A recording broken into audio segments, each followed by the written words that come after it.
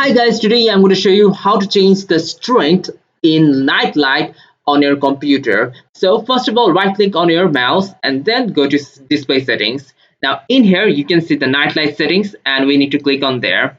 Now you can see the strength and its slider bar. Right now you can change the slider bar to the right or left to minimize or maximize that strength. Now if I move it to the right side, you can see the nightlight would be more effective, but that also means that it will show less blue light. And if I move to the left side, it will show more blue light, but it will be a little bit more easier to see. Since I'm screen recording this, I am not able to show you the effects of this strength, but you can obviously see that in your own computer if you do this.